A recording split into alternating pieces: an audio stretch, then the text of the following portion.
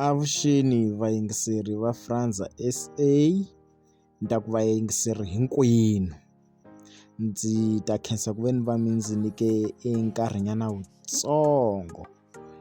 Ndzi lava ku vulavula hi marito ya nkoka swinene mayelana na hina Matsonga.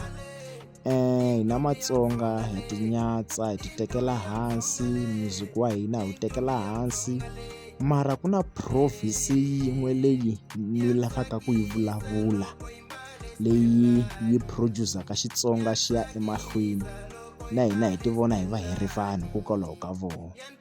Ya ku sungula ni la ku khensa Limpopo le producing ka Xitsonga na tindhawu leti produce-aka Xitsonga eLimpopo.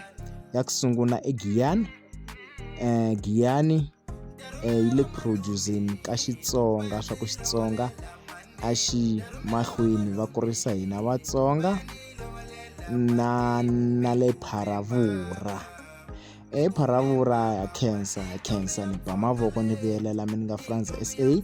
Na khensa ku mi sapota Xitsonga, mi sapota music wa Xitsonga, ma wu kulisa na hina as hi nga ti-artist nga swiyimbeleri mi nyika matimba ku ri no hi yimbelela hi ya mahlweni. Xitsonga i xa nkoka, hina Matsonga hi nga ti tekeleni hansi, hina Matsonga hi ti tekela hansi.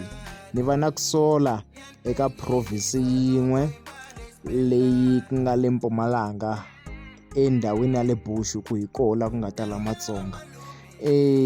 Vanhu va ku tala va le Bush va tinyatsa ende va nyadya Xitsonga ende va nyadya tinghoma ta Xitsonga.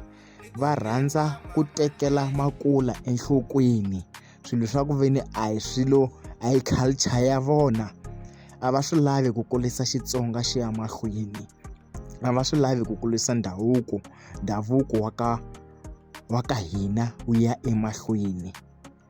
Na khensa ka n'wina mi sapotaka ti-artist ta Xitsonga, mi sapotaka Xitsonga. Na khensa ni ba mavoko ni vuyelela, swi kombisa swoho ku ri mi ya emahlweni mi lwela ku ri Xitsonga xi va xi ri Xitsonga hikanene, hi va hi ri Matsonga hikanene. Na khensa mi ni nga Frandza SA, ni khensa na support ya n'wina. Inkomu.